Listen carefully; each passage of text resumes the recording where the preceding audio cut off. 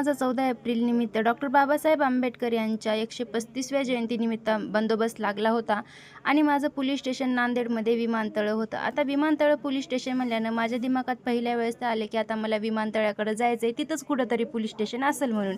मी ह्या खुशीमध्ये नांदेडमध्ये पोहोचलो आणि नांदेडमध्ये तर आपल्या डॉक्टर बाबासाहेब आंबेडकरांच्या जयंतीची खूपच जोरानं तयारी चालू होती आणि इथं आल्यावर मला समजलं की जे पोलीस स्टेशन मी विमानतळाला असेल म्हणत आहे ते तर विमानतळाला नसून दुसरीकडेच आहे आणि त्याचा पत्ता पण मला माहिती नव्हता. माझ्या बंदोबस्ताचा माझा पहिला दिवस कधीही मला अवघडच जातो, कारण मला माझं पोलीस स्टेशनच लवकर सापडत नाही.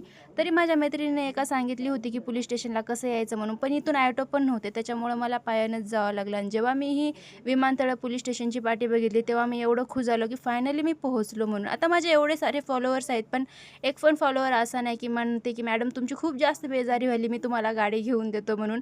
असं कोणीही म्हणत नाही, फक्त मॅडम तुम्ही गाडी घ्या म्हणतात. तर अशा प्रकारे पोलीस स्टेशनला आल्याच्या नंतर मी हजर वगैरे झालो, पण सकाळी लवकर आल्यामुळं डब्बा आणला नव्हता, त्याच्यामुळं आता म्हणलं की आपण बाहेरूनच काहीतरी घेऊन खावं. नांदेडला येऊन कंधारची स्पेशल खिचडी भजी घेतली आणि पुन्हा पोलीस स्टेशनला आलो आणि इथं आल्याच्या नंतर मस्त असं जेवण केलं, पण छतावर खूपच जास्त गरमी होत होती आणि एवढ्या गरम गरम हवा येत होत्या.